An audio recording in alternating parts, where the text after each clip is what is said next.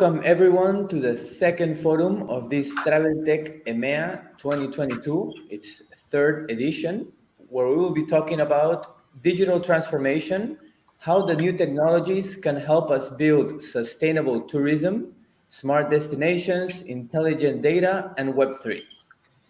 Thank you all for joining us. We really hope you enjoy and learn a lot from today's panel. I have to say I'm a little bit nervous because it's the first time that we moderate in English. We are very used to do it in Spanish, but it will be really, really nice. To all of you that are watching, please remember to feel free to share your questions and comments with us on the chat. The Travel Tech team will be writing them down, and later in the panel we will have a dedicated space to the audience questions. So please participate.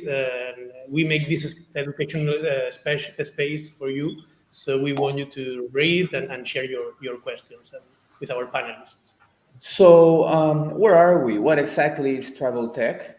This is a virtual and free event which offers educational resources and actionable strategies to tourism professionals of all sectors, destinations, travels, and hospitality.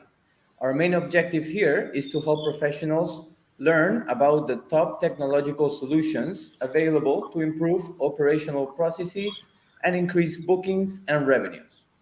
It's the biggest educational event, so thank you for having us in this panel. And before we begin, we would like to thank as well the sponsors who help us make this happen. That it's ReviewPro, Tipalti, Paratitech, Book Online Now, and HS Latam. And as well our media partners, that is Diario del Hotelero, Trends Tour, Center Smart Tourism, and Travel Tech Academy. And before we begin with our round of questions and debates, we would like each of our participants to introduce themselves and the company that they're representing. So we're going to begin with Nelly Gedeon. If you can introduce yourself, please. Well, thank you. Good morning, everyone. I'm really happy to be here. I'm excited to share some insights with respect to sustainable travel this morning. I am the CEO and founder of Wayaj. Wayaj is a travel platform that makes it easy for travelers to calculate and offset the carbon footprint of their trips. Now, why would anyone want to do that? We all know that we are in a climate crisis, and the crisis is because there's quite a lot of carbon dioxide that gets trapped into the atmosphere, and that carbon dioxide is causing havoc to our climate, which explains the more intense and frequent fires, hurricanes, etc., all natural disasters. So we need to reduce our impact on the environment.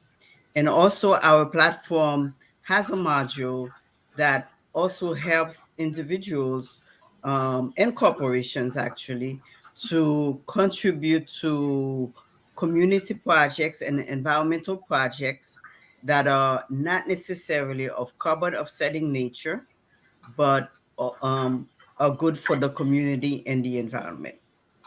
And I'm very happy to be here and excited to get into the conversation. Okay. Thank you very much, Nelly, for joining us. And we will know a little bit more during the discussion today about how can we do it more sustainable. We have as well with us Allan Nelson, the CEO and co-founder of Foresight. So, Allan, you have a couple of minutes to present yourself and your company. Yeah, hi everybody, and thanks. Good afternoon from where I'm sitting, and thanks guys for doing this in English because I'm afraid my Spanish isn't half as good as your English. So I'm Allan Nelson. I'm the CEO and co-founder of Foresight. My background is data-driven communications and the surrounding tech, and I've been in the business for 20 odd years, and far too long. Foresight itself is a hotel CRM company. We're based in the UK, based in Edinburgh in Scotland, one of the European and even indeed global tourism destination venues. We do data-driven guest communications for the hotel and the wider accommodation industry. We create a fantastic digital guest experience for the guest, but also help the hotel maximize guest satisfaction, maximize revenue opportunities, and hopefully minimize cost with a lot of automation that we built in. Our mission is to help hoteliers understand what they've actually got in their data and then maximize the use of it. A lot of hotels recently have put in contactless technology, for example, but are they really taking advantage of the data that they're capturing to build that relationship with the guests and get them back in a direct manner?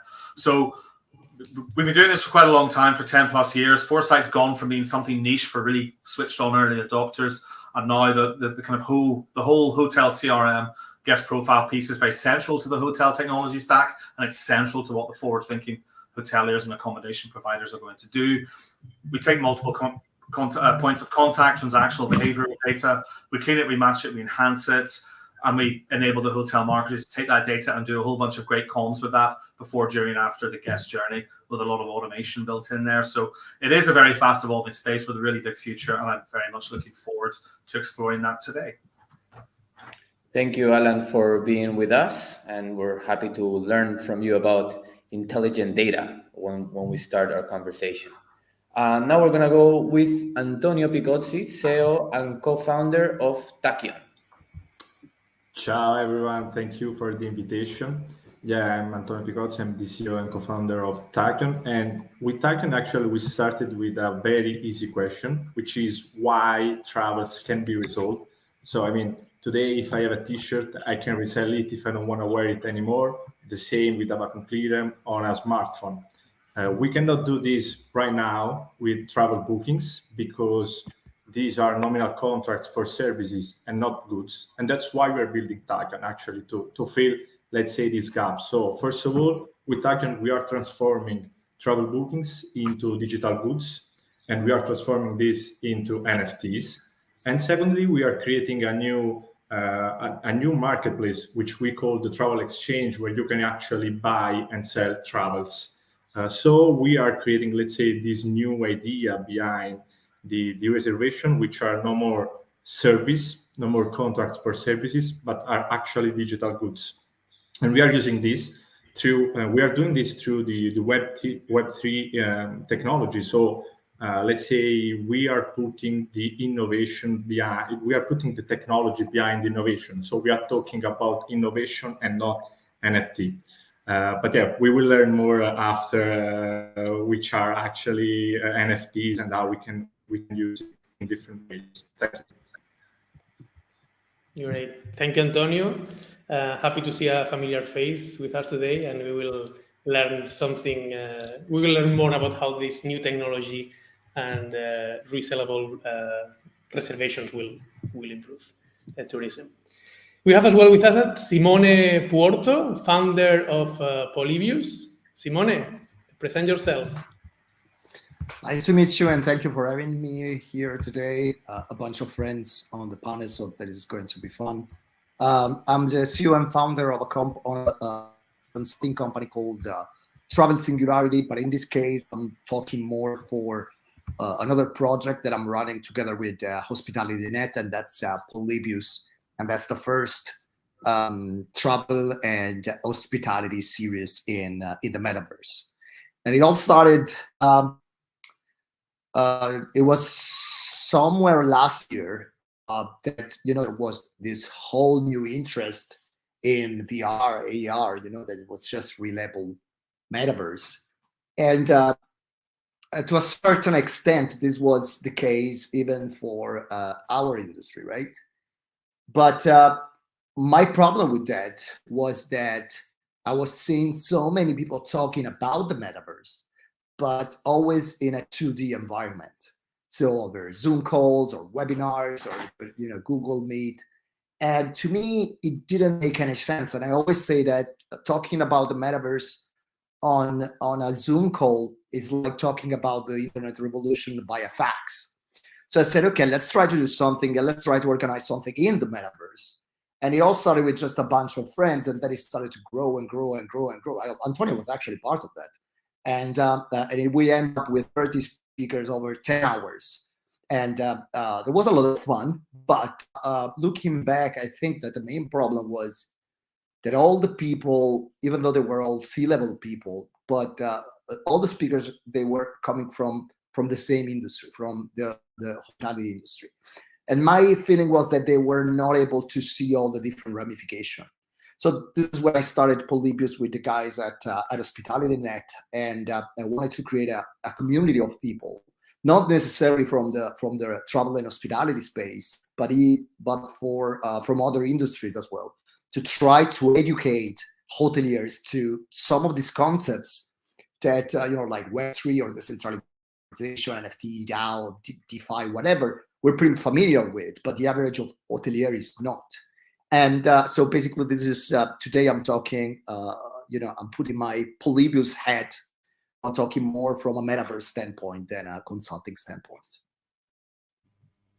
Great to have you here with us, Simone, and to learn about the metaverse with you. We've heard about you, and we're very happy to meet you.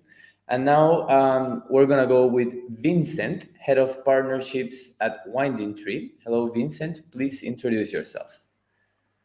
Hey guys, and thank you for the invite. It's a great honor, especially like Simone also said, with great friends. We have some familiar faces on this call as well. Indeed, yeah, I work for Winding Tree, and Winding Tree is the first Web3 travel project that provides solutions in the travel space with blockchain solutions, smart contracts, NFTs, you name it. We've been doing that since 2017. With the help of a great community. We are a non-profit that is totally supported by the funds of the community. So there's nobody holding any strings attached. We're also slowly moving into a DAO, which some of you might are familiar with. Meaning that our latest project is Win.so, which is a decentralized travel marketplace where we connect travelers and sellers such as hotels, and in the future airlines, tour operators on a decentralized marketplace. And that means that you're as close to the both two parties as possible, right? So reducing costs, being more transparent, increasing trust, and so on. So yeah, thanks for having me, and excited to get the call started. Thank you, Vincent. It's always happy to see you. So thank you for being with us as well today.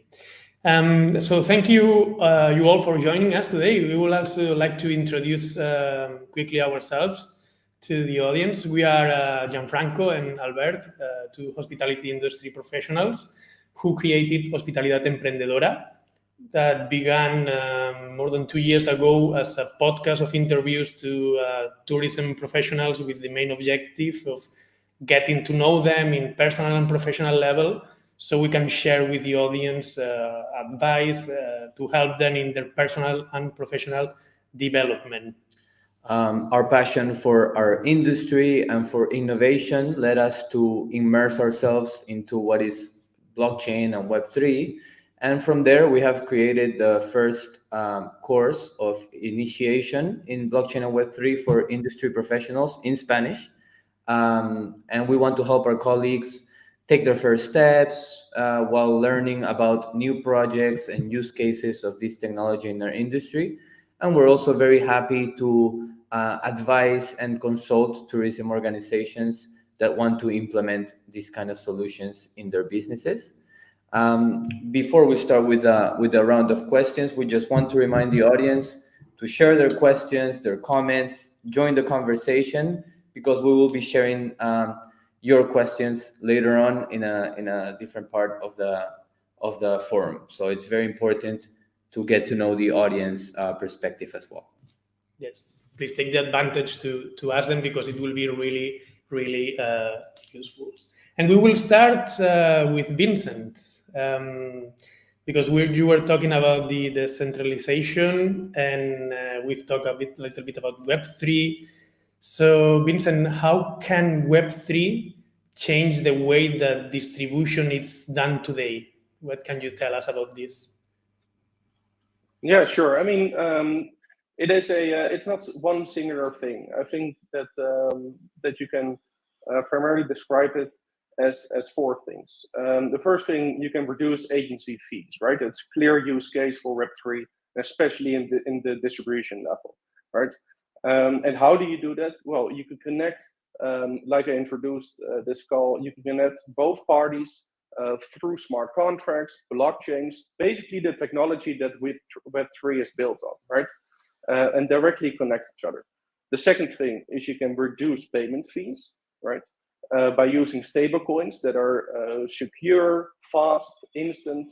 And as a hotelier, for example, or as an airline, you don't have to wait any more time for your payment to come in from 1 to 30 days, right? It becomes an instant transaction between the traveler and you as a supplier, so to say. The third thing I want to mention is that you can increase the trust between both parties, right? By introducing blockchains, you can connect travelers and big buyers, right, to the airlines and hoteliers. They know what they paid for, and they get an instant confirmation. There's no more waiting on emails as a traveler or a big buyer on a confirmation or a pending transaction. No, it is an instant transaction from a economical perspective, but also from a trust perspective, right?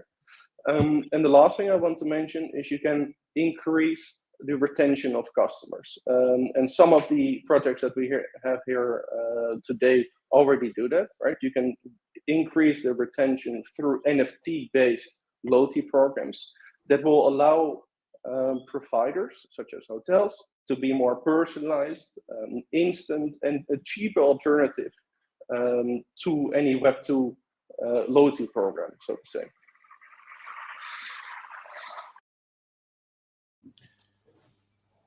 All right, thank you, Vincent. Does anybody want to add anything to that about the hotel distribution current ecosystem and how we think technology can change it for better in the future?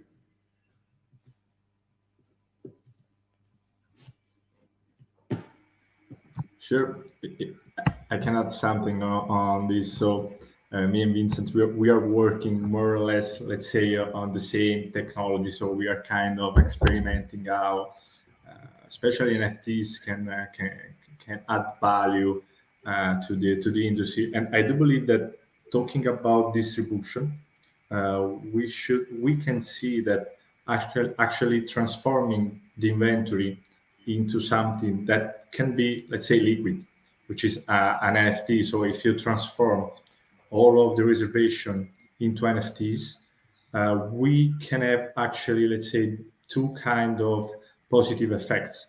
The first one is that you can track all the transaction that is happening on a B2B way. So if there is an hotel which is actually selling something to, I don't know, a bed bank or a tour operator, and there are all these transactions which are going on, we can actually have all these transactions tracked, both in terms of quantity, resold, and in terms of pricing. So we can actually track all the transactions that are happening on a B2B level, but also, of course, on a B2C level. So I do believe that this is one of the thinking about distribution, one of the main advantages. And the second one is that actually we are creating something which is liquid. So it's not, it is something that we can move from a part to another thanks to blockchain technology. And this is super interesting. This is something new for the travel industry. And this is a great opportunity for all of the players to be more transparent and to increase the transaction, the good way of having this transaction, which is not always the case, especially in the travel industry. So I do believe this is a cool advantage. We do have one of, I would say them. Oh, please, Nelly, go ahead. Yeah, actually, not being on hotelier myself, and I'm listening to the conversation, I'm wondering how would the conversion or moving towards those Web3 technologies, would that require major infrastructure investment for the hotels? Yes. Yeah. So I think it's it's a combined effort. But the first people that have to do this are the people on this call. I think the infrastructure builders, the facilitators of this technology, and then it's up to us basically to improve the product, but also to educate these hoteliers on why this is a great opportunity for them. It is a two-way street, so to say, and a lot of Web3 projects out there are constantly focusing on only the Web3 bubble, and what we see at E23 is really to build, and I think a lot of people on this call as well, we have to build between Web2 and Web3 world, right? We can't just talk to Web3 developers and only innovative hoteliers. No, we have to build those bridges between the old world, so to say, in order to bring them over to Web3. We have to connect to disconnect. And that's our job here. Because if we only stay in Web3, nothing's going to happen. And I believe I usually call it Web 2.5. So we kind of know that we are in the middle. And but I totally agree with you, because first of all, for a lot of people, Web3 doesn't really mean anything. And again, I've spent the first 10 years of my career in hotels, and when you're running a property or multiple property, you're probably more concerned about the quality of your pillows than the quality of your tech. And it's really, and I totally agree with all of you guys that we need to make all these complex esoteric kind of topics into something that is more digestible for the final user. And I don't think that, and I don't even think that the devs or the tech guys are the right people to talk about that. It's I think it's more like people like us that we can work as, quote unquote, I don't really like the word, but evangelists. So like we can understand the complexity of technology. We do understand very well the industry. We understand that we will not have to go full speed with cryptocurrency adoption or metaverse digital twin, and that is why I say whenever we talk about Web3 and hospitality, let's take a step back and let's talk about Web 2.5. That I think it makes much more sense. Sorry if I interrupted you. Great, thank you, Simone, for the apportation as well. We're gonna discuss it later at the end because we have already some questions from the audience, so we will come back to this later. Thank you, Vincent. We are going now with Antonio. Antonio, you were already talking about distribution, but we want to ask you exactly about NFTs, and is how and if actually NFTs can be applied to the travel world, to the travel industry, or it's all just hype? Is there any real value?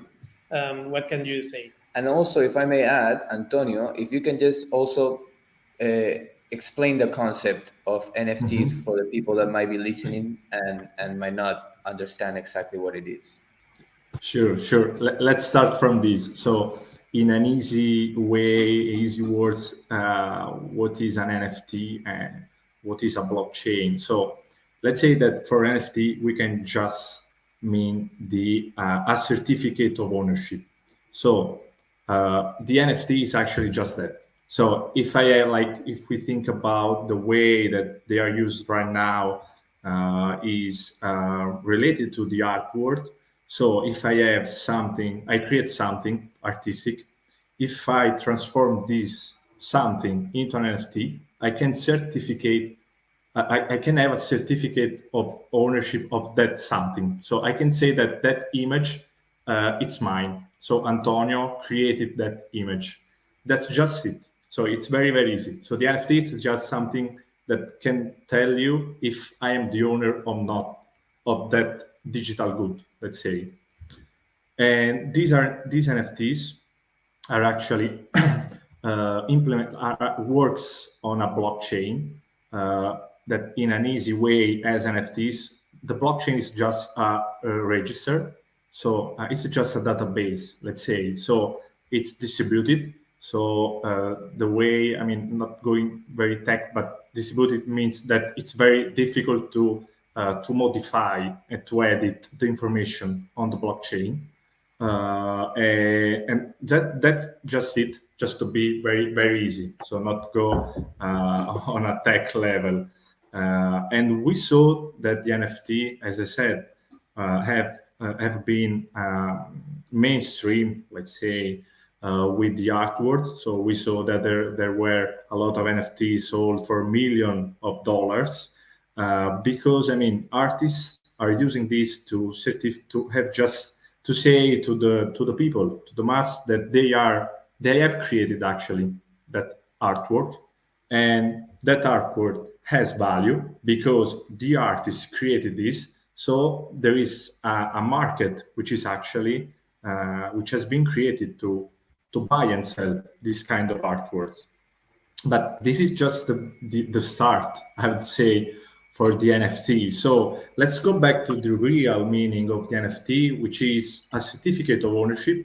And I do believe that, also using the words of Simone, that I totally agree, we should work more on a, let's say, Web 2.5 vision. So meaning that we should put the technology behind the innovation. So, and there are a lot of use cases that we can see in the travel world for the NFT. So first of all, starting from the most artistic one, we can create immutable memories. So think about like the way how we can create, we create memories when we travel.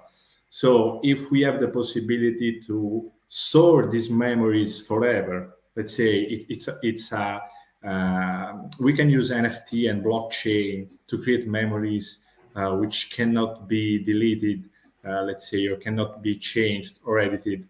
This is the most artistic way of using NFT. There is another way, which is, as Vincent said, loyalty program. So I can have a certificate that you are one of my customer, which is in this group. I can give you all of my discounts, my offers, my special communications. So, and I can, first of all, have let's say, a trusted way to say that you are you are part of the loyalty program. And secondly, I can also exchange this kind of status, or I can exchange my points for the loyalty program. So, and this is opening the third one, which I do believe is the biggest opportunity for NFT, which is actually on making the travel booking resellable. So, as I mentioned, today there is no secondary market for travel booking, which I do believe, no, but maybe I'm wrong, is the only big industry without a secondary market. So we can resell more or less everything, but not bookings, travel bookings. And this is a huge opportunity, because if we can say that Antonio is the owner of a booking, and then Antonio can exchange this booking to Simone, keeping the same information, keeping the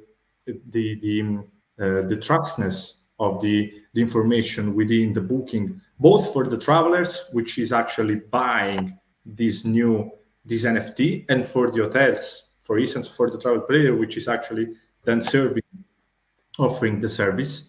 I do believe that this is the biggest opportunity, but I do believe that we should do it right now on a Web 2.5, let's say, model. So if we think about NFTs, if we have to store NFT, we should have a wallet right now. We should have cryptocurrencies.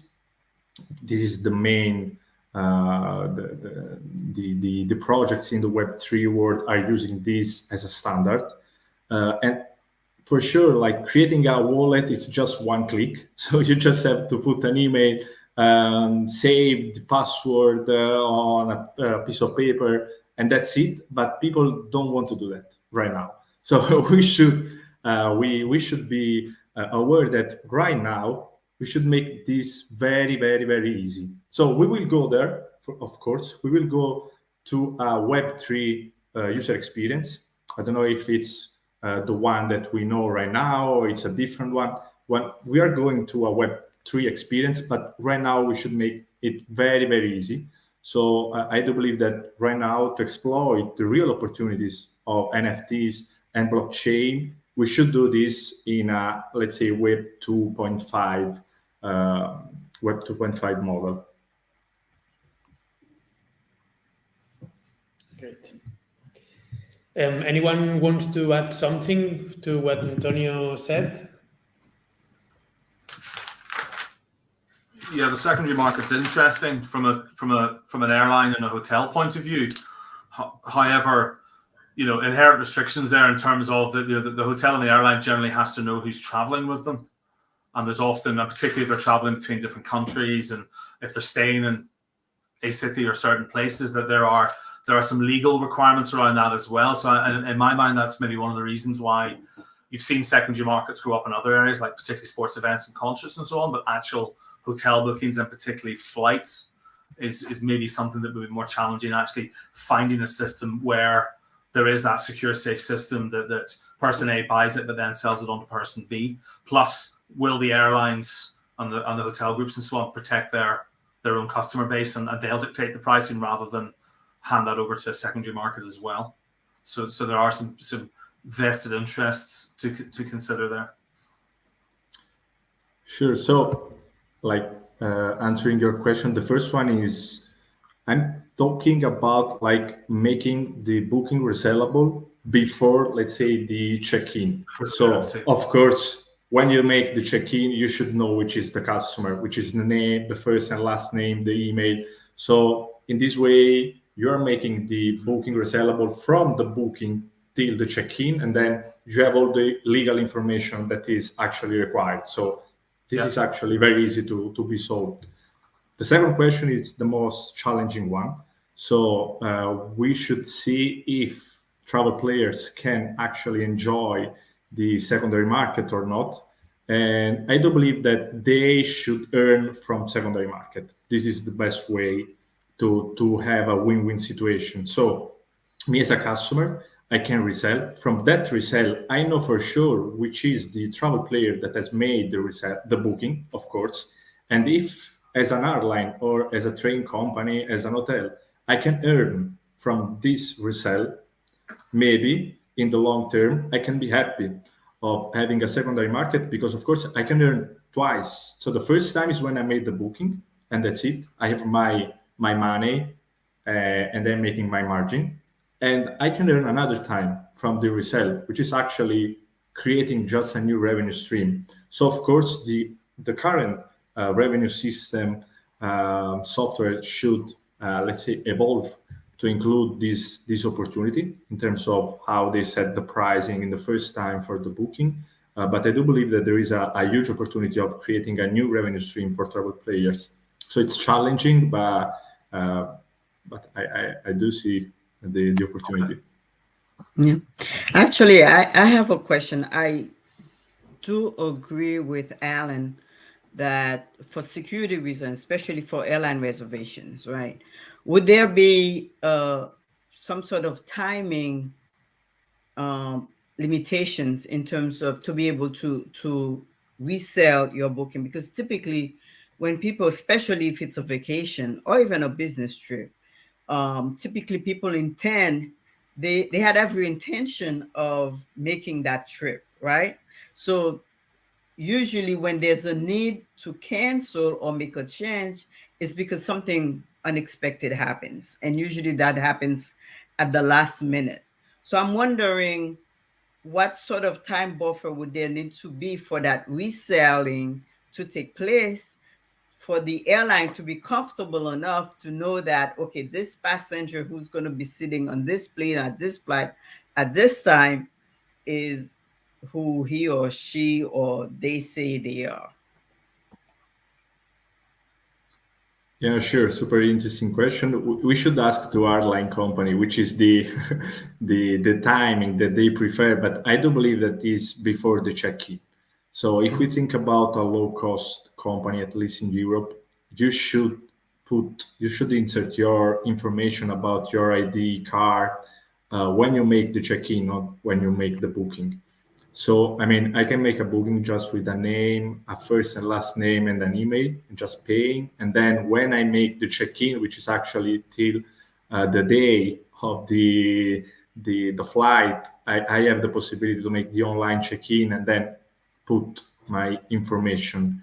So I do believe that it's just something that the industry should accept, let's say, and should figure out the best way, which is like the balance between the know your customer, of course, on the legal point of view, and the opportunity for the customer to not be stuck in a ticket. So I cannot go anymore. Why I should lose my money? I can resell it, but we should find a balance between these two needs.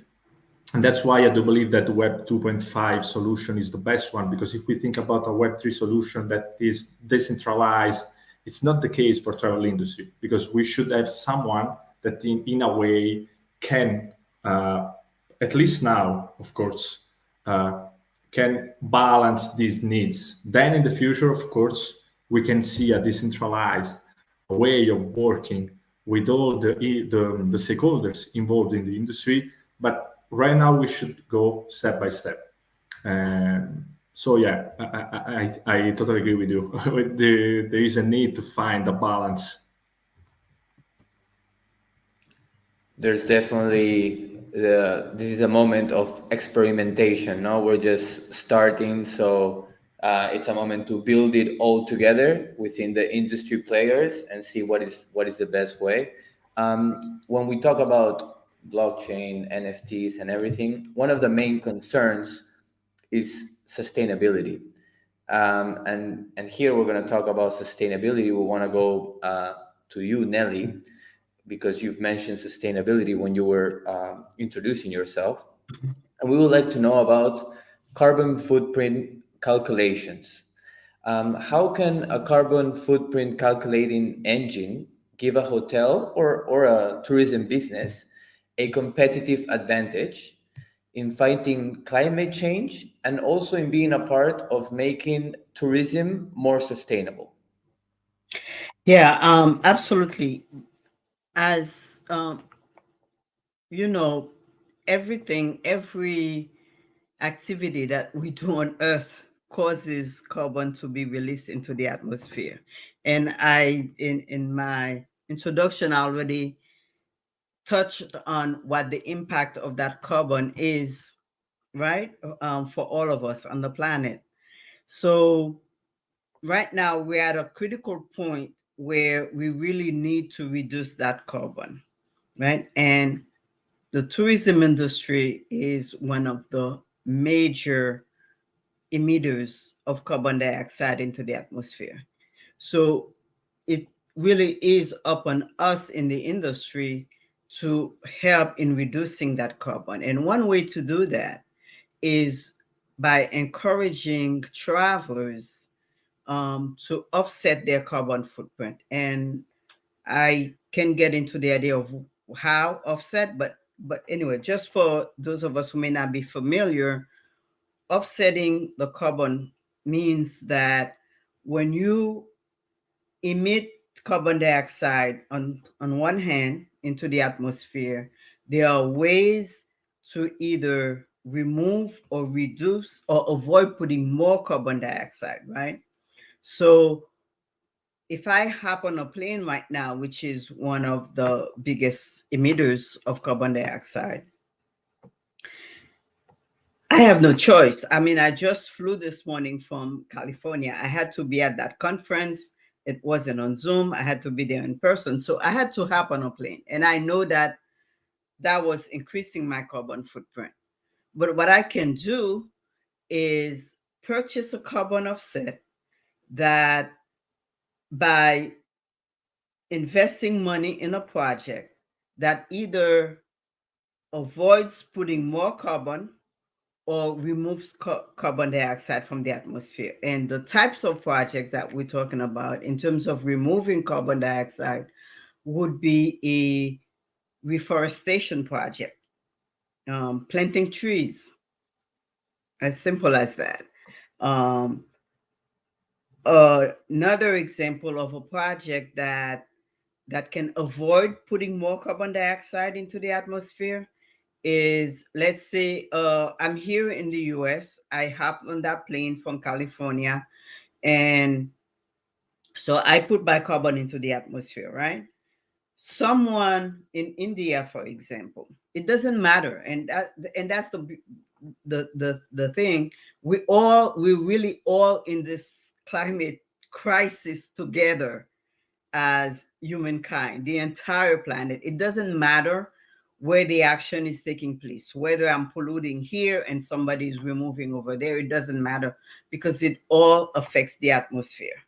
So as I was saying, I hop on a plane, I put carbon into the atmosphere. A community in India needs a new source of energy, for example, right? Right now, the cheapest source of energy that they have available to them would either be based on fossil fuel or coal, right? Which is very highly polluting. So, however, there are other options like wind power or solar power, but those options are more expensive than a coal option. So by purchasing an offset, I'm investing in this community to help them make the choice that is more sustainable, that is cleaner for the environment. So that money would go towards helping them choose a renewable energy source like solar energy or wind power, or even small hydro. So that's how the carbon offsetting works. And now, what does it mean for hotels? That's something that many reports have come out stating how travelers now are becoming more and more conscious, more aware of the need to be more sustainable. Therefore, they are looking for more sustainable options. And also they're looking to offset their carbon footprint. So by having a carbon footprint calculator available to their guests, puts them at a more competitive, give them a competitive advantage. So it's not just the calculation, it's also the ability to calculate and easily offset, because there are a lot of talk about carbon calculators out there, but very few of them allow you to calculate and offset in the same transaction. So, having a carbon footprint calculating engine on their website makes it easy, it makes it reachable, it makes it, it gives people the option, because a lot of people are asking, what can I do about this climate change? What can I do? How can I help with this problem? And that's a very simple way of doing that. Great, Nelly. Anyone wants to add something to what Nelly said? I think go ahead. Vincent and then Allan. Sure. I think Nelly, you make a good point, and I think what Web3 technologies like blockchains, right, can help in that effort, right? It can provide the proof of doing so. So imagine any corporate company out there. Let's say we take Marriott as an example. They say in their annual report they offset anything worth of $4 million every year. Okay, well, we don't know that they actually did this, right? How do we check this? Well, if they were to do that on the blockchain, there's actually proof of transferring those funds. And even for travelers, they can receive an NFT for their as a proof that they offset their carbon emissions during their travels, which is nowadays is a great help in this effort of offsetting your carbon emissions. And yeah, this Web3 these Web3 technologies, they just enable that effort, which is a great thing, I think. Okay. Allan? I think I think it's amazing what's going to happen with the move towards sustainable energy and everything else, sustainable environmental costs when energy prices are so high. I think what you're probably seeing, everyone's suddenly very interested in being energy efficient and being sustainable because they're having to pay huge amounts for fossil fuels, gas, oil, coal at the moment. So therefore, I think you'll just see an acceleration of hotels, particularly adopting that type of, looking to save money wherever they can, because to run a resort hotel with a pool and a spa and everything else has become extremely expensive these days. So I think sustainability is a word that's on everyone's lips. Whether that's for exactly the right reason or not, I don't know, but it certainly does have a commercial driver. Mm-hmm. Sure. Okay. Thank you very much for the contribution. Thank you, Nelly. And we are gonna move forward. This is something I really like about the travel tech panels, that we talk about something in different perspectives, different points of view. We're talking about sustainability now, and we are gonna focus now on the guest, on the guest profile. So we are gonna ask Allan, how do you think, what does the future look like for the guest profile and the hotel CRM? Yeah, it's I think it's a pretty big future. I think CRM traditionally had is a driver of marketing activity. It's been a driver of marketing activity via email, generally. But it's never sat at the center of the tech stack. It's generally been a PMS. So the guest profile, arguably the more forward-thinking businesses these days want to put the guest at the center of their operations, the center of what they do. But in reality, there's a property management system usually sitting there. So we're starting to see this almost inversion of the tech stack. And can we get the CRM into the middle of this? And maybe it doesn't need to be a CRM. Maybe it needs to be actually a CDP, a customer data platform, which is kind of the next evolution of that. Which by its definition, effectively, is a CDP is packaged software that creates the persistent, unified customer database accessible to other systems.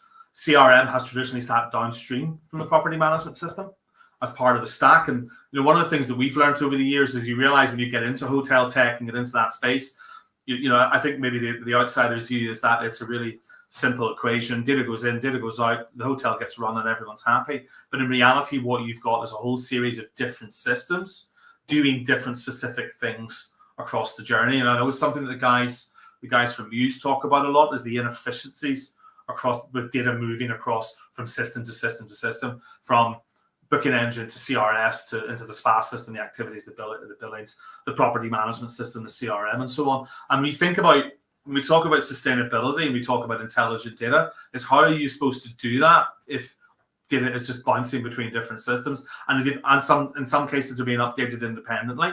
So we've got a guest profile over here, we've got a guest profile over there. They're probably not identical. So how do we get them and match them together? So that's what the CRM often does, is some intelligent matching and cleansing to bring them together. But that's quite inefficient. And that takes people, it takes processing power, it takes infrastructure, and it just takes time. And in an industry with staff shortages, there's a lot of wasted time there in terms of getting guest profiles correct. So if you think about it, is there a way for hotel technologists to almost invert that and put a system in the middle of the stack that controls the guest profile? So other systems can pull from that profile, push and pull from it and say, okay, I know this guest is coming back. I've already got their profile details, and I'll just use that profile as I move them through the various bits of the journey. Because what you do find is there's so many moving parts to the hotel stack, and to the specific things that spa does is different to the accounting system and this, that, and the other. Is can you create that unified view all the way through and make it easier, but also make it easier for the guest to interact with the hotel and actually make it a whole joined up conversation with the guests to make them think that's a great experience, I'll come back next year. And if you take that logical extension, so if you do that properly, it's sustainable because it's efficient. It's also, in terms of intelligent data, the more decent data you can surface, the better experience you can give. And the more you'll know about your guest and the more you can do something with that data. So remove those friction points. But also there's kind of the last, the third part of that is Web 3.0. And, there is that debate over, there's a lot of good 3.0 potential use cases out there, but how will hoteliers adopt those? What are the opportunities for Web 3.0? Because it's not going to be a one and done solution. In a lot of this case, there are a lot of Web 3.0 solutions out there that are still looking for the problem they have to solve. And the problem within the hotel specific space is there are a number of different problems across different systems. How do you replace those? Which ones do you do first? And so on. But an interesting one for me was one I heard when I was in the US a few months ago, is self-sovereign identity, is where, and everyone's nodding, so that actually, you guys, have a good idea what it's about as where, but to explain to everybody is that your own details will be held in the blockchain. You will control that, and any system, whether it's commercial, governmental, whatever, will access your details for a time limited period as much as you set on it. And your details will always be up to date, and these systems will push and pull from it rather than creating effectively a copy of your details that are set in time and set in stone, and then degrade over time. So that to me is a really potential interesting application of blockchain. But when will the infrastructure, at scale catch up with that? I think it's going to be, a decade at least, if not almost a generational thing for all of these different elements of the hotel tech space to catch up with that. And I probably predict it now is probably the first type of organization in our space that will catch up with that. Airlines, very possibly, and probably the OTAs will be the other one, because the big OTAs have the scale to be looking at this stuff properly. Can I add something to that? Please. Because I think you're totally right, and that is why, I don't like to go too crazy when it comes to Web3 and hospitality, because I think that to a certain extent, our industry is paying, let's call it a tech debt, okay? And the problem is that if you think about it, whenever we think about hospitality, we think about a human-centric industry, right? Very high touch. But if you look closer, ours is also a very high-tech industry, And I always make this comparison. If you need to run like a 30-room hotel, that's the average size of a property in Italy, for example, you will need at least half a dozen software. A PMS, a channel manager, a booking engine, maybe an RMS, a POS, and so forth. Now let's make a comparison with a restaurant, for example, with just 30 tables. You can pretty much operate with pen and paper. Now this created to me as some kind of paradox, because we got all this technology, and we always needed this technology, but most of this technology, especially when it comes to the PMS, has been built in the 80s and the 90s. And so like integration got messy.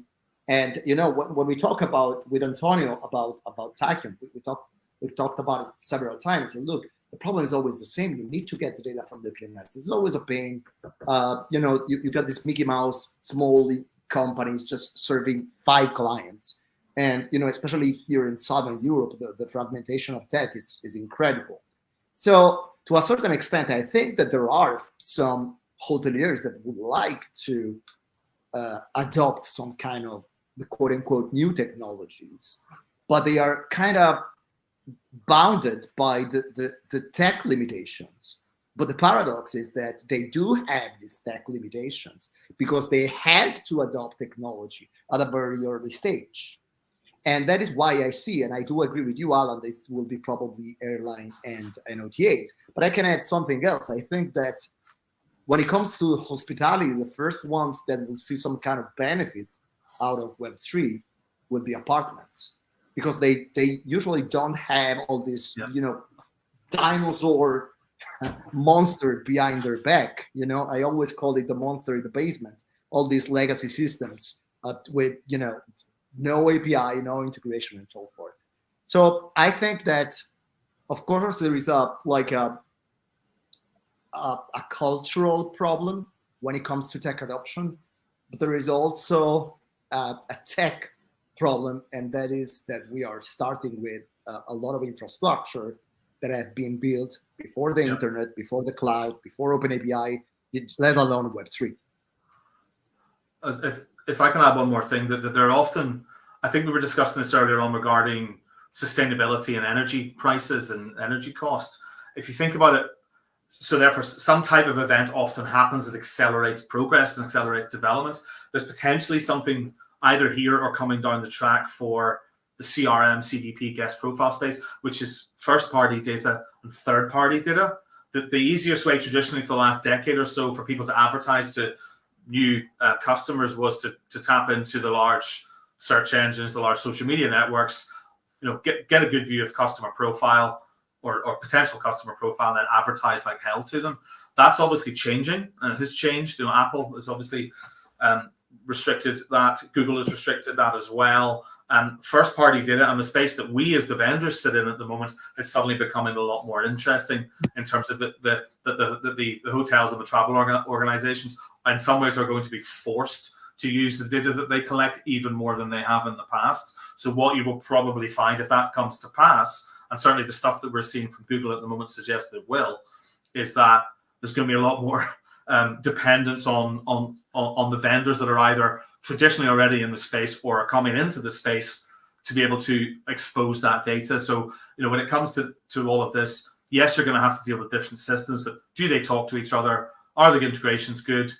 Are the APIs available, etc.? Can data move between them? And can each of the systems do a good job of what they do? And so, but I think this decade going forward with privacy laws and everything else, I think that's going to be a really interesting shift in the market.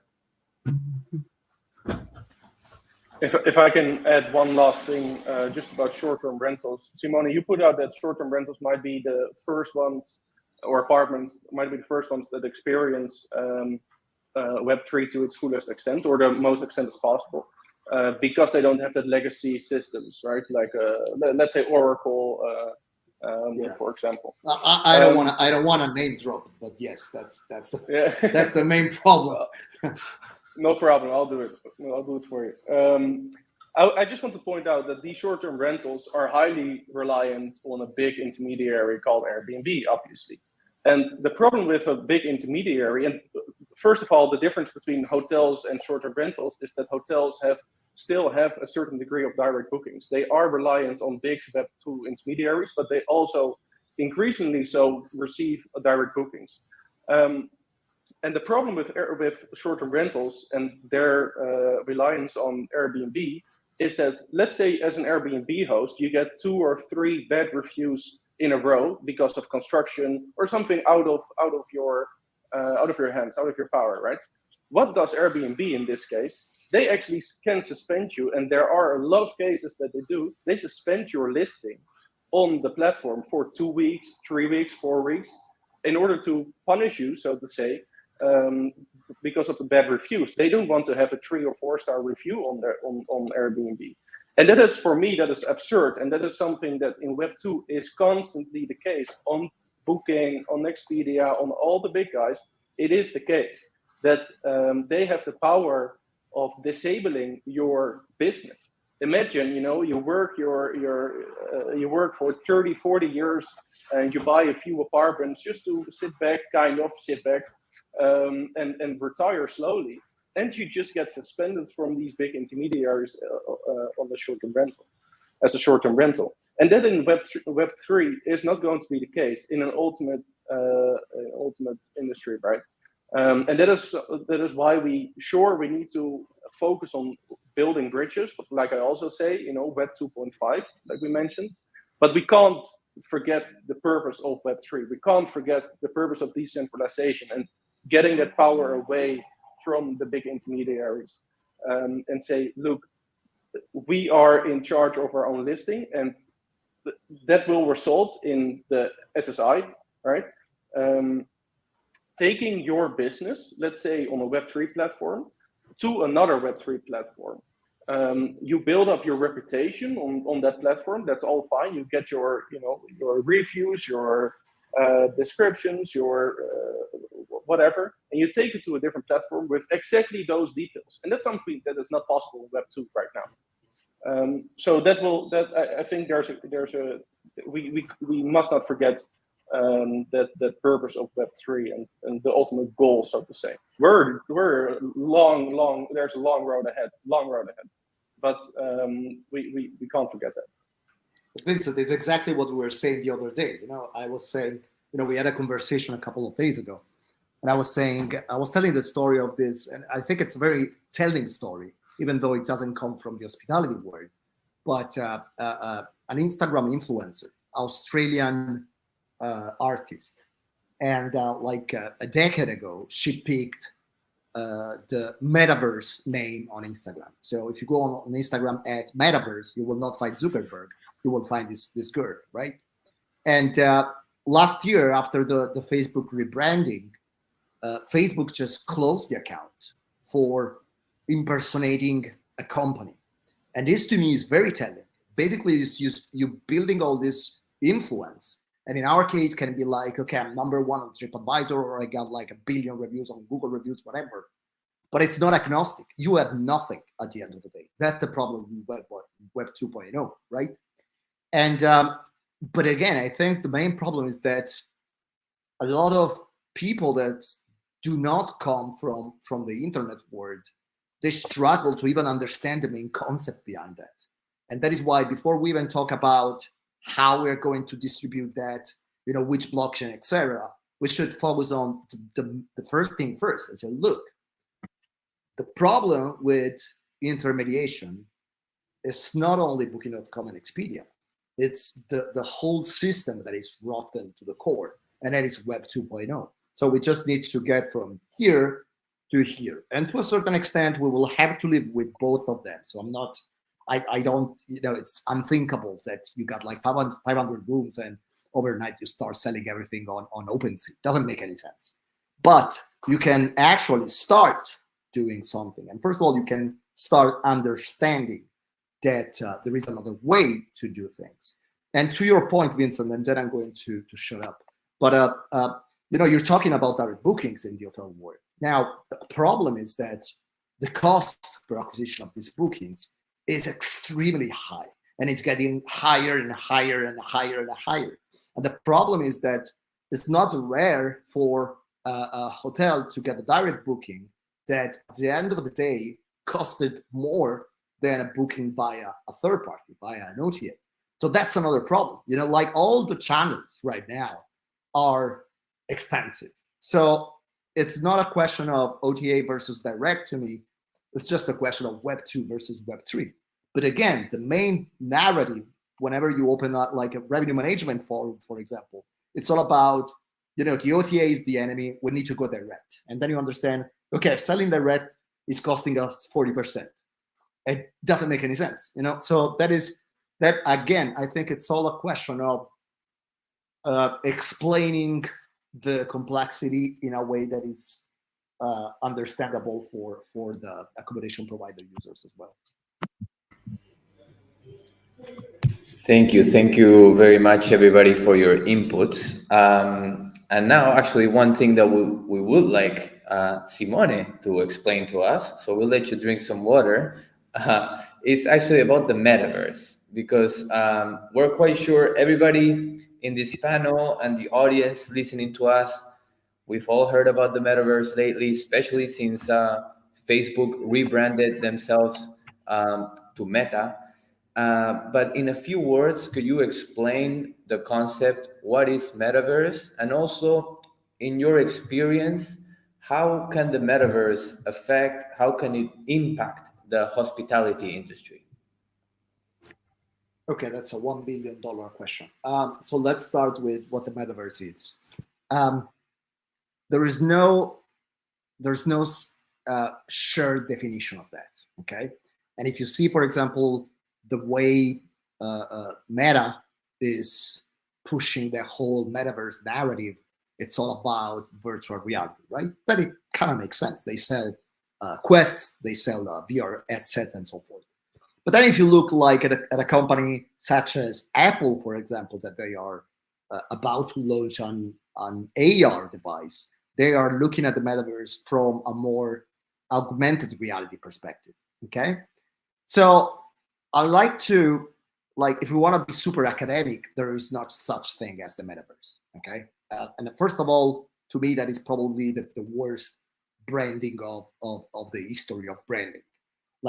We got the name from a highly dystopic book, and with, if you read Snow Crash, and that is where the metaverse term come from, you got the mafia, you got like economic collapse, you got drugs, you got all this kind of stuff, and you pick a name from that. To me, it doesn't make much sense. But if you think about that, that's exactly the same thing that happened 20 years ago with the Big Brother franchise. What Big Brother came to TV, this was straight out of 1984, George Orwell's 1984. So look, this is like the worst idea, and it was a great success. So, but anyway, if you want to be academic, whenever we think about the metaverse, we think about extended reality, meaning any layer of reality on top or disconnected to the physical one. That's pretty much the metaverse. So this could be like augmented reality, your Google Maps showing you the streets on your phone, or mixed reality like Pokemon Go, or it can be virtual reality where you are in a complete different space. Okay, so I like to, whenever I talk about the metaverse, it's not only VR, and that is, I think, it's a big misunderstanding, because otherwise we had that like 20 years ago. We had Second Life. If we only think about VR, nothing really changed. So this is the first thing first. Metaverse does not equal VR. And of course, VR is probably the more like Hollywood kind of thing that you can see when we talk about the metaverse, but it's not the only one. And on top of that, we've been using the metaverse for decades now in different industries, like the main concept of a digital twin, so a copy of something that exists in real life that is recreated on a virtual environment or in an augmented environment, has been around for 20 years now. Think about, crash tests, okay? When you buy a car, the first thing that comes to mind when you think about security is a physical car crashing against a physical wall to understand the impact that the accident can have on the human body. Well, a lot of companies, they're already doing this in a virtual environment. It costs you a fraction of the money. It speed up the new design of new cars and so forth. KFC, I was reading the other day, they moved from training their chefs from physical reality to virtual reality. And they went from 25 minutes needed to train a new chef to 10 minutes to train a new chef. So again, it's something that we use every day. The European Space Agency is actually working on an amazing project that is, and this is pretty interesting for you, Nelly, I think, because they are basically rebuilding a digital twin of our planet to try different approaches to reduce our carbon footprint, okay? Or we see in medical, like industry, wherever. So it's nothing new, really. It's just we rebranded a lot of technologies. And I always say that, to me, 2021 was to the metaverse what 2007 was to the iPhone. Because if you remember, the Steve Jobs amazing presentation of the first iPhone back in 2007. Now, if you look back, there was nothing really innovative about the iPhone. The cool thing about the iPhone was that you had all these different technologies that already existed, like digital cameras or MP3 players, all combined in one single device. That's the metaverse. So you got augmented reality, you got virtual reality, you got mixed reality, and then, but this is not necessary to build the metaverse, but it's, if we don't build the metaverse with that approach, we could be in a big dystopian nightmare. You got Web3, because of course, every time somebody, like I got my father, he sends me a message every day saying, this metaverse is not going to work. Look, Zuckerberg is firing 10,000 people, whatever. I say, look, every single bad news for Zuckerberg is actually a good news for the metaverse, because that is not the metaverse we're trying to build. The metaverse we're trying to build is totally decentralized, okay? So we don't want to be like that. For me, like Horizon for me is Facebook on steroids. So it's an advertisement nightmare, okay? What we're trying to do is something that is completely decentralized, interoperable, where I can log in with my wallet, keep my digital identity, and move around different worlds. To answer the other question, sorry, probably I talked a little too much. What could be the impact on the travel and hospitality industry? Well, the first one to me is destination. Like what we do now, basically, whenever we want to pick a destination to travel to, we use 2D platforms, the web, or it can be like a guidebook, or reviews and so forth, or videos, and a virtual immersion in a destination could actually trigger sales way better than a 2D environment does. Okay, and you can see it, like there is this interesting article of a mother that said, look, I didn't believe the metaverse up until I saw my daughter credit card charges on Roblox. Because it's pretty easy. When you are in a digital space, in an immersive space, you don't have to put your credit card out. You don't have to put a mobile phone out. You just touch with your finger and it's done. And I know it very well because when I see my Quest charges at the end of the month, I know that this is exactly how it works. You're playing a video game and you want that beautiful helmet, and you just click and you buy it. And that could be exactly the same thing with destinations. Okay, you go to like a virtual version of Venice, for example, and you like it, and you want to book a room, or you want to book a table. So it's like, to me, it will have an impact on the very first steps of the traveler's journey. Second is MICE, of course. So basically, as Nelly was saying, the travel space is responsible for a lot of damages to the planet. So if we can reduce that, but we can do it in a way that is not just, a 2D environment, we could actually create more events at a fraction of the price of flying in and out speakers, for example. And we're seeing this less in the hospitality space, but we're seeing this in the fashion space, for example, the music space, and so forth. And third is training. And this is something that most people, they don't think about. But for example, what I could do is I could train an housekeeper to clean a room on a certain way in a virtual environment before she or he come to the property. Or another cool thing to me is, like, if I am a MICE organizer, for example, I could get into the virtual version of the meeting room, do the setup myself, just move the chairs, move the table, and then when I'm happy with that, it goes to the maintenance guy that will recreate exactly the same experience in real life. So you see, and this is the last thing I'm going to say, but if anything, the metaverse is phygital. It's part physical, part digital, and there's always a connection between what happens in virtual, augmented, or mixed reality and the quote-unquote real world, the physical world. Of course, when we think about travel, because it does have this connotation of you need to go there to experience something, most people are a little afraid when we start talking about the metaverse. But that is not necessarily, metaverse is not going to destroy travel. In a way, it's going to, first of all, increase the pre-stay experience. And second of all, it's going to create another source of revenue. Like, think about, for example, all the people that would like to travel, but they cannot travel.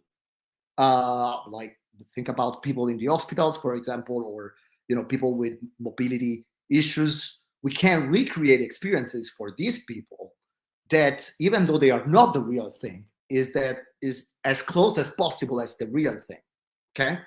And I always say the same thing. Look, you want to understand the metaverse? If you got a grandmother or a mother that is on her late 80s or something, buy her a headset, and you will see the expression on her face, and you will understand why the metaverse could actually do a lot of good in our industry as well.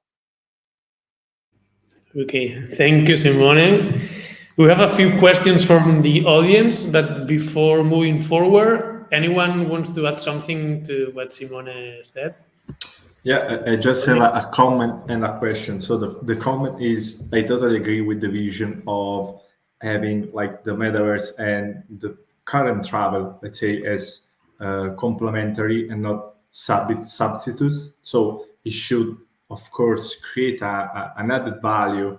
So, as you said, improving the pre-stay, but we should not be afraid of like replace that the metaverse can actually replace the travel. So this is for sure not the case. So it's a super added value if as you said, we can use it in the best way possible to enrich the traveler's experience.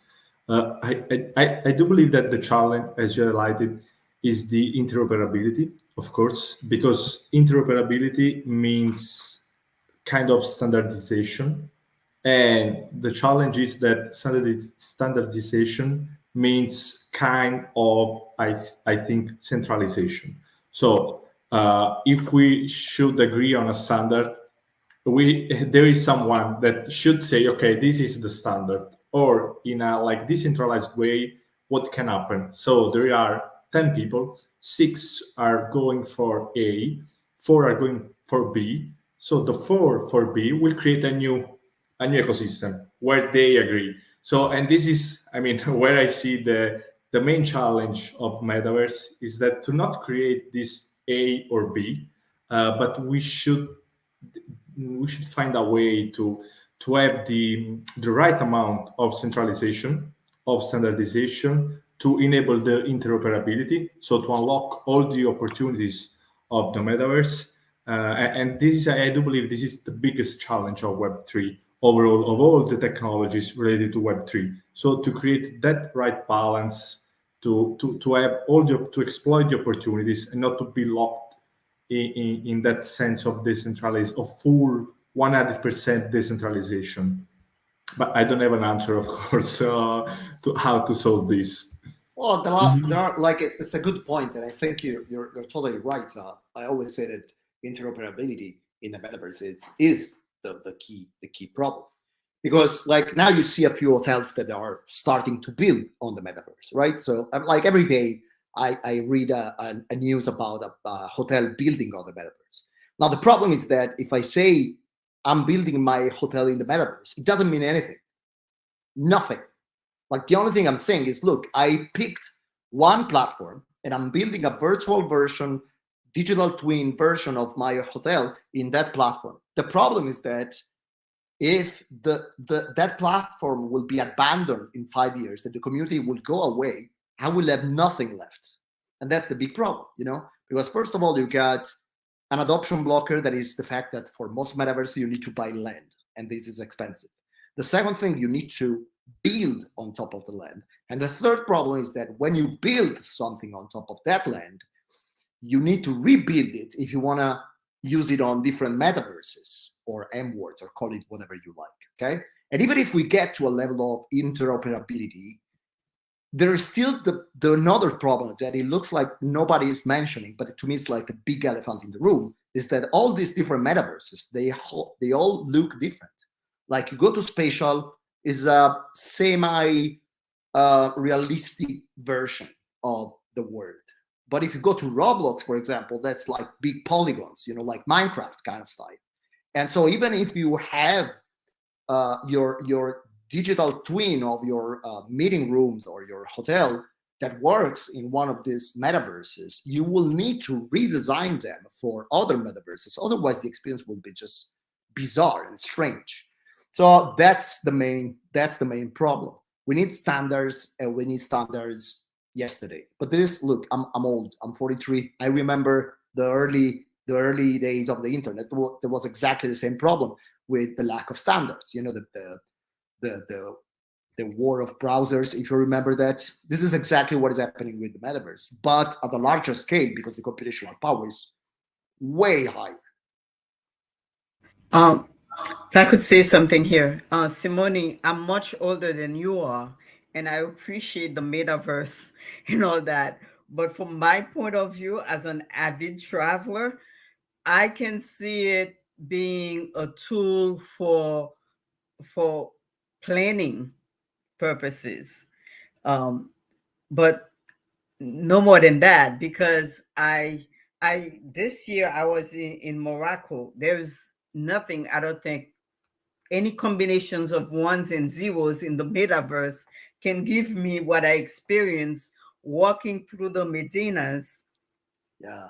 you know, interacting with food. people, tasting the food. Exactly. I don't think any form.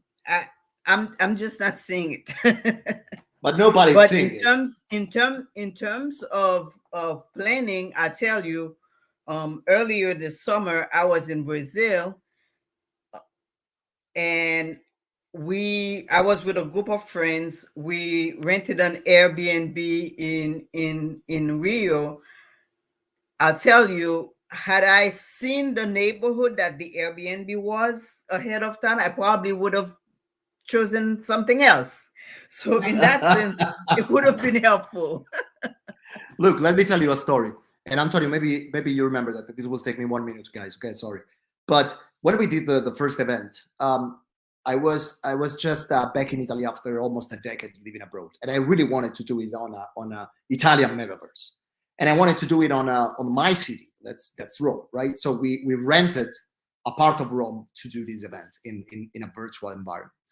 And I wanted the president of the hotel association to join. You know, is a little older than myself, and we've been friends forever. And he told me a story. Look, the first time that an Italian hotel received a reservation via email, at the hotel association, we opened a bottle of champagne. But the owner was super concerned, and he looked very angry and frustrated. So the president asked, "What's the problem?" And he said, "Look, now that we got the internet, nobody will ever travel because they will leave everything digitally and virtually. And now we know, the e-commerce industry is $5 trillion. So I totally agree with you. If you think about the metaverse hotels, because I need my avatar to sleep at the Ritz-Carlton, that's not the metaverse. If you think about the metaverse as I can see the Airbnb before I go there, and I discover that there are holes in the ground and mice coming out of the bathroom, that is exactly what the metaverse is all about. Very interesting. And I think the metaverse will require a whole nother forum just to go about it. So we're going to go to our audience questions, which we have plenty. We'll have to thank the audience for participating. We're going to go ahead with Kat's question. Let me see here. Okay. So she's talking about, she says the opportunities, can you click it? Maybe we can put it on the screen. The opportunities seem huge. What would the panel say is the best starting point for a hotelier? Where is the first place to focus the infrastructure investment? I think she's talking about blockchain technology because this question came in the beginning. So if anybody wants to take the lead answering Kat. I will. I would just say to Kat, hello, Kat. I would just say to learn about it is understand what blockchain actually is, and understand what that technology is, where it's going, how it is applied in the world today, how it might be applied in the world tomorrow, and then find that bit of the distribution ecosystem of the hotel technology, of your own ecosystem, and say, where could I best apply that? And then after that is who has done this already in this space, and go and talk to them. I think it's going to be that type of iterative process. It's going to take time, and and this technology will, kind of like email did, it will gradually appear. It'll be a novelty, and then it'll either become the norm, or else it will get tried and it will fade away. I remember earlier on, Simone, you're old enough to remember Second Life. And I remember that as well. So, so the metaverse has been here in some sort of concept for a long time. I used to play a lot of World of Warcraft. That's arguably a platform as well. So, but yeah, I think, Kat, you just need to learn about it and work out where it will sit best in your business. I still think it's not something that I, in my particular space, come across that much yet. So I'd be interested to see when the first applications do start to appear in our level of the technology. Our space at the moment is all about interoperability and APIs at the moment. That's what we're seeing. But data in traditional platforms rather than distributed ones. Yeah, I think Kat is already one step ahead than most of people in hospitality, because she's specifically talks about investment in infrastructure, in the plumbing, whereas a lot of hoteliers and a lot of people in the travel space think about marketing opportunities, saying, kind of Web3 washing, I call it sometimes. Kat is talking about investment into plumbing, and that is super important, because actually another commentator on the chat today talks about the infrastructure and how that has to change, and then build everything on top, like NFTs, like Metaverse, like distribution models, what everybody here is doing. And we indeed need to look at plumbing before we talk about any marketing materials or whatsoever. It's super important to fix those legacy systems that Simone talked about earlier, that were literally built in the 80s and 90s. If we do not change that, or if we do not provide an alternative to those systems that is as user friendly, so to say, as them, there will be no significant change in Web3, so to say, or travel with Web3, because we need to fix those connections and basically the technology that in Web3 that we provide. Great. Thank you, Allan, and thank you, Vincent. I hope, Kat, that these answers works for you, so you have a better understanding on how to start. The next question we have from the audience is actually to Nelly, and they ask you, Nelly, how is your calculation of carbon footprint different from other calculators in the market? If you'd like to reply to that. Yes, our hotel carbon footprint calculator is based on actual data from the property. When I say from the property, I'll give you an example. Marriott has, I don't know how many thousands, if not millions of properties, right? They can't give me average data across all their properties. Our calculator only uses data for specific locations, specific properties. So then when by using actual data, you get more accurate information. That's one thing. Other calculators, most calculators out there are for some average for a property, right? Our calculator is for your hotel stay, meaning it looks at the type of room that you stay in, of course, the hotel, the type of room that you stay in, the number of nights that you spend at the hotel, and the number of people in your party. And it gives you your impact, your carbon emission for that hotel stay. And in addition, you can easily offset that you don't just get a number telling you this is what your impact was and not know what to do next. You have projects right then and there as part of the engine to offset that carbon footprint. And regarding your calculator, actually, we also have a question from Tapas Mondal. It's asking if we want to implement it, do we have to change our current booking engine to implement the carbon footprint calculator, or can we just simply attach it to our hotel or organization websites? Yeah, no change at all required for your flow.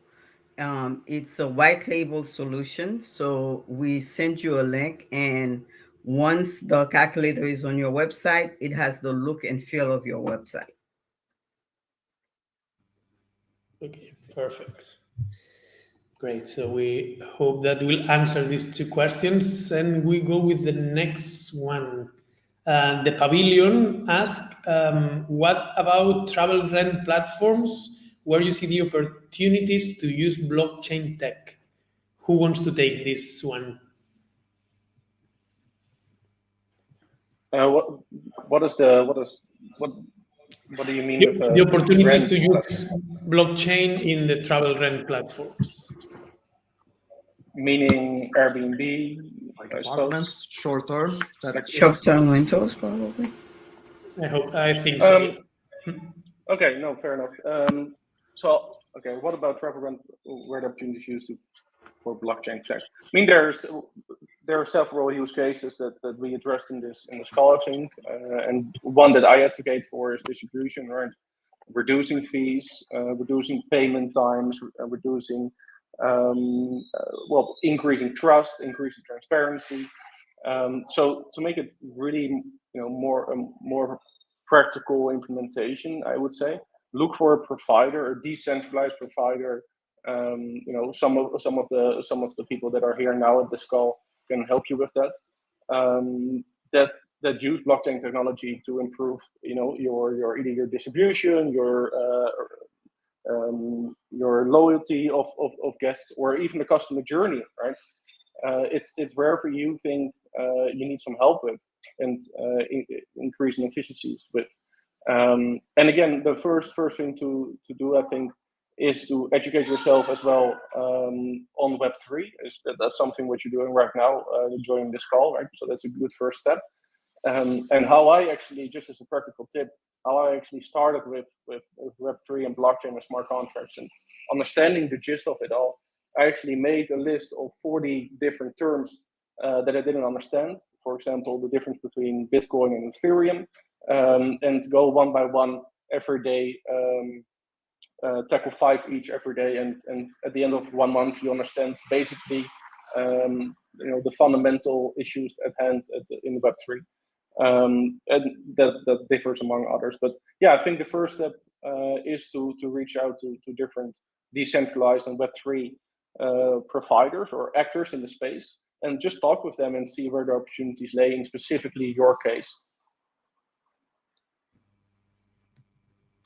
Yeah, I think just a thing on this. I also see a great opportunities for reviews, especially on travel rental space, because as you see, there are a lot of websites where you can place your apartment or your room, and as we said before, 99% of the time there is no website for that room, or a single specific website as there is for the hotel, no? So one of the key advantages that you have when you have to convince a customer to book your specific apartment or your specific room is the reviews, are the reviews that you are having. So if you can, through the blockchain, have these reviews, this data shared through different platforms in a trusted way, I do believe that this is also another use case, very interesting for especially for the owners. So to have the reviews shared between different travel rent platforms. Great. Thank you, Vincent, and thank you, Antonio, for adding to this question. Now we're going to go ahead with a question from Red Planet Hotels Innovation. And they're asking, we're going about data here. So we're asking about, what about the relation between data search flight and booking search data?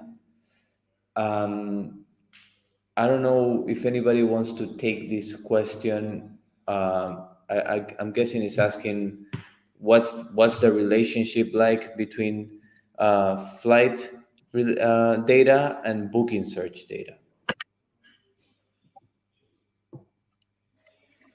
Probably. Sorry, go ahead. Go for it.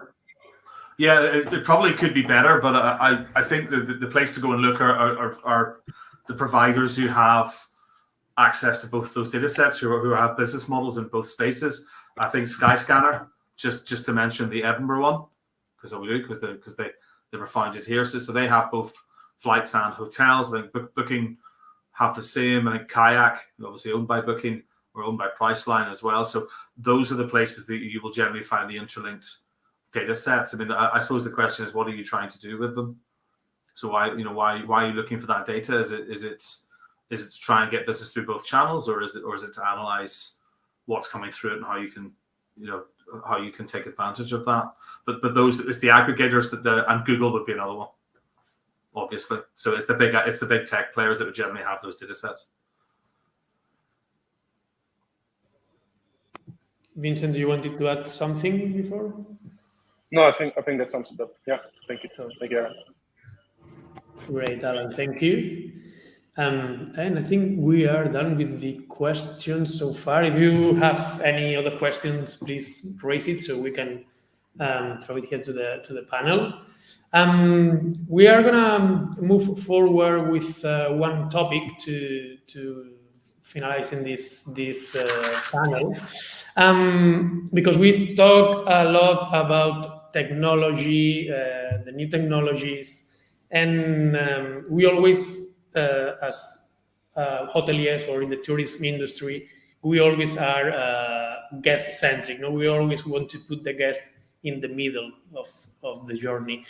So how we can combine both? Like, how can hotels, in this case, simplify all the tech stack and put really the guest in the middle of it? No, who wants to answer this one? I could certainly try with Simone. You want to start and then I pick it up? Yeah, I think it's a question of asking yourself, what is your guest journey? What is your optimal guest journey? What type of experience do you want to give the guests? What type of property do you have?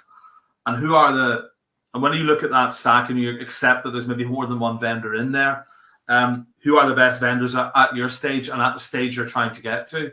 Who are the best people to work with? How interoperable are they? How open are their APIs? How well do they all talk to each other? Even though from a hotelier's perspective, you probably shouldn't be expected to have to develop to various systems. You want to see those integrations already in place. And then ask yourself, what are your revenue opportunities throughout that journey? What are your time-saving opportunities? And what can be automated? So can this technology go in and work across the piece? So in my mind, that's some of the things that you should consider in terms of putting the guest in the middle of everything. It's not, technology won't solve everything for you. You have to be very clear on what it is you are trying to achieve. So, look, I wrote a book on February about this very topic, and that is it's called Hotel Distribution 2050, and it's what I call post-human hospitality. And what I mean by that is that until we keep this binary mindset of people, humans on one hand, and technology, automation, AI, whatever on the other hand, we will never get out of this paradigm. Now, I always make an example.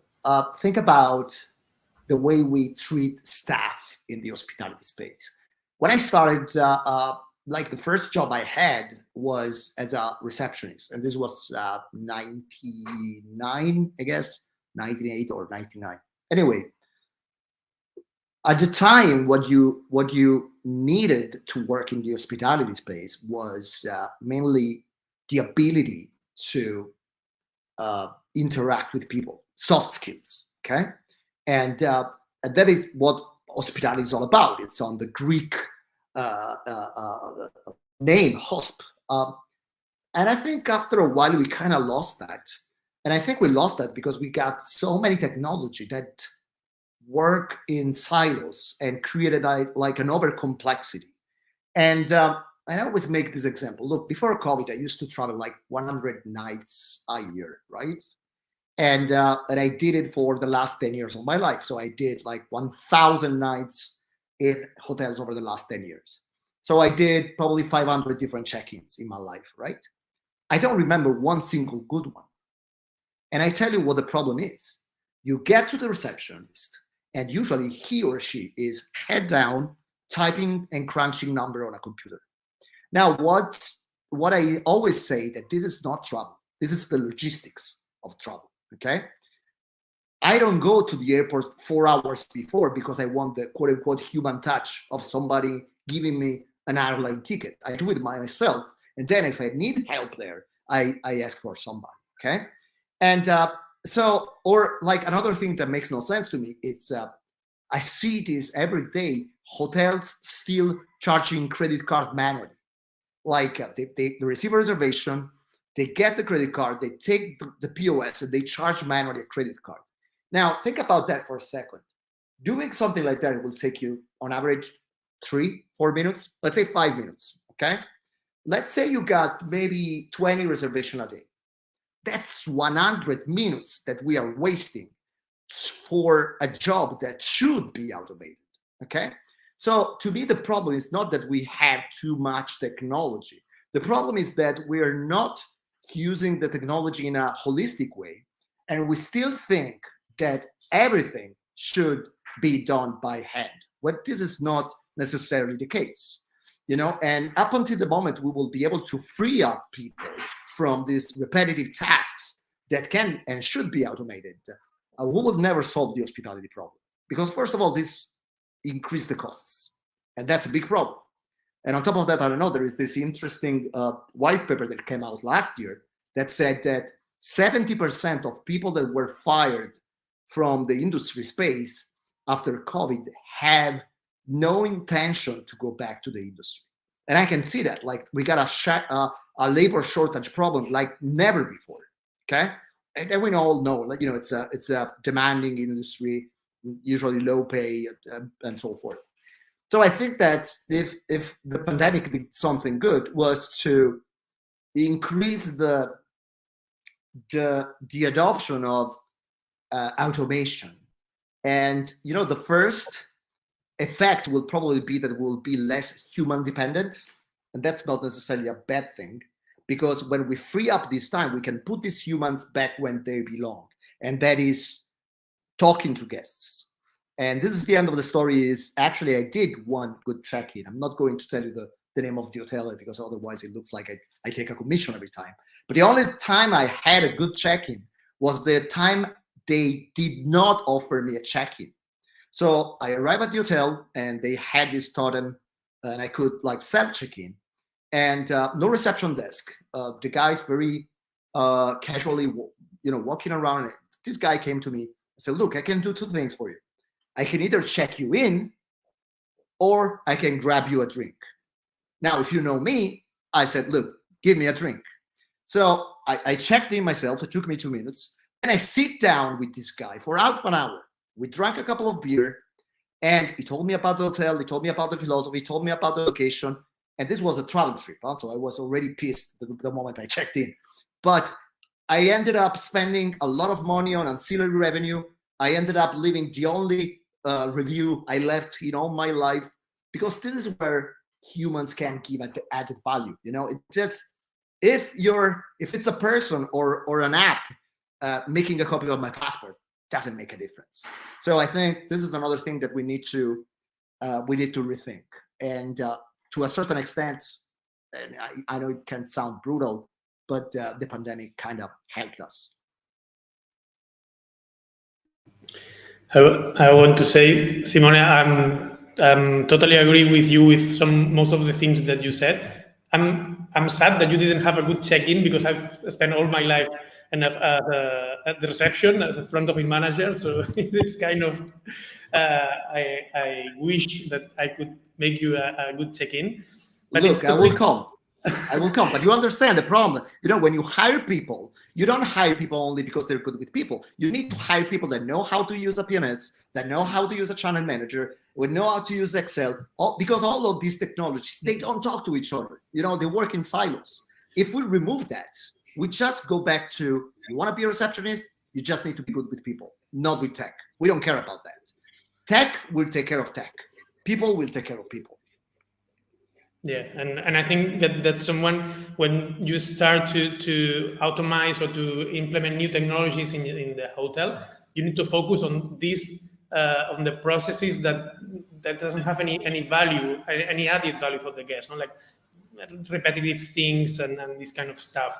Because sometimes it's like, before you implement the technology, you do something in 2 steps, and with technology it takes 3 steps. But it's a new technology, it's something automized, but it's not. So I think from my point of view, it's really focused.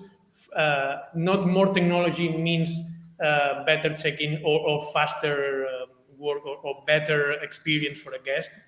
Just have the technology that you really need to automate and to do these specific things that doesn't give any additional value to guests. And then, as you said, focus on, as a person, as individuals, have this interaction with guests that will add value. Allan, go ahead. I've got one more. I think tech should be an enabler, and it should be an enabler for guests and an enabler for staff.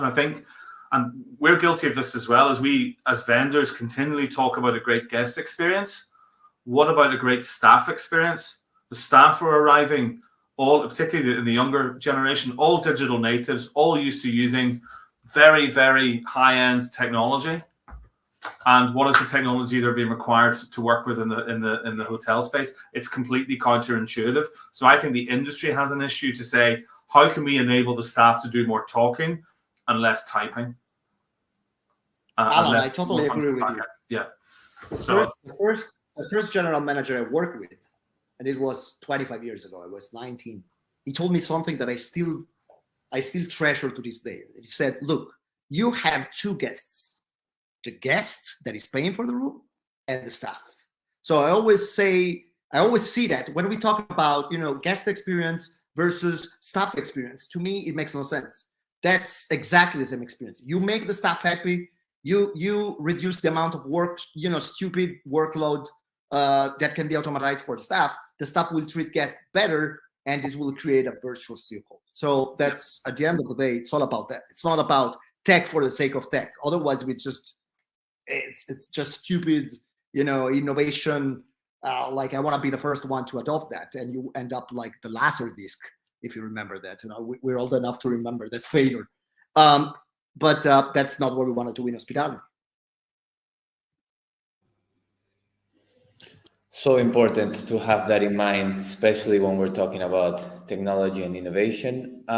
We're reaching our 2-hour mark, so we're going to start saying goodbye to the audience that has connected with us. And we would like each one of our participants maybe to have some closing words, just a couple minutes to close your participation with the main idea that you want people to leave this panel with. So we can start with you, Nelly, if you want. Go ahead, please.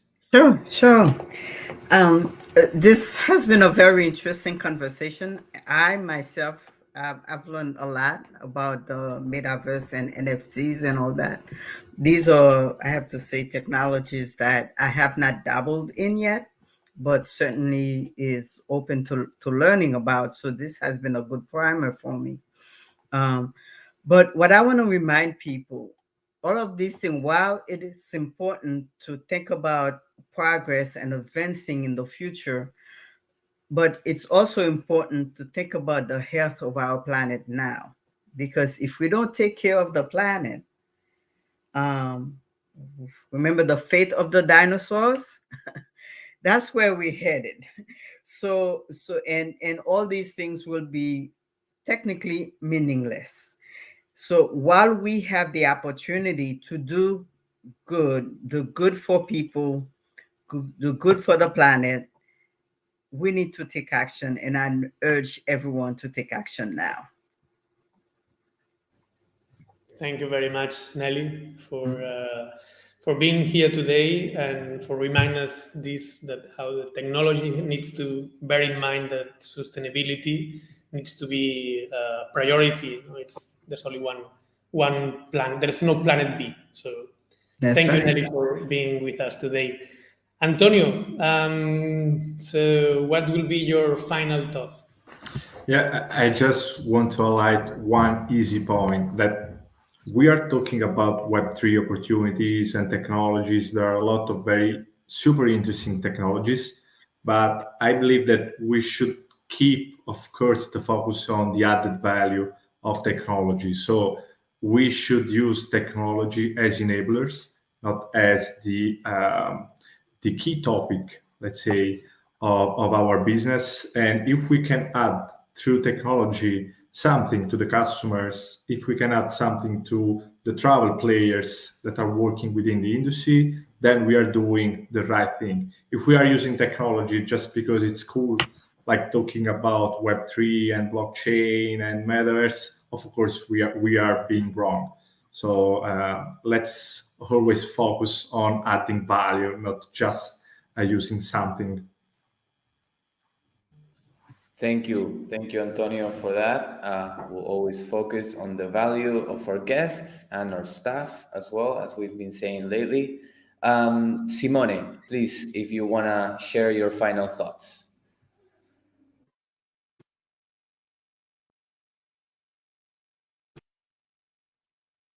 I think you're on mute, Simone. Sorry, I was drinking some water. Rookie mistake. So the problem, I always say this at the end of every show I do or every webinar, that technology is not the enemy. And the problem, especially in our industry, is not robots or tech replacing humans, but is using humans to do robot tasks. So if we look at technology this way, I think we will be already at the middle of the journey. And the rest is just, for geeks like us to create the infrastructure. But we need to change the mindset first. Great, very good one. Thank you for your participation today, Simone.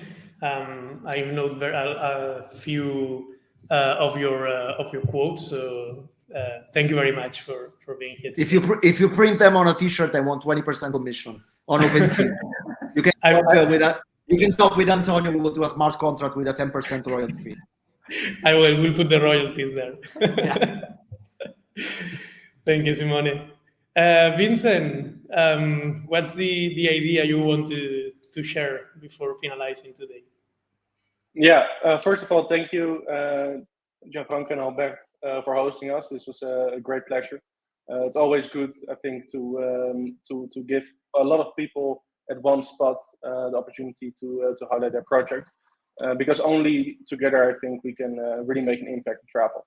And the last thing is that I want to say is basically the following. We are super early. So if these kind of concepts that we're talking about today feel abstract to use as a hotelier, as an executive in an airline company, or just as an interested person into Web3 and travel, that is okay, because we are at the same time that faxes got introduced back in the day to internet and the World Wide Web. So don't worry if these things are maybe too difficult or too confusing to understand, because there will be more use cases and there will be more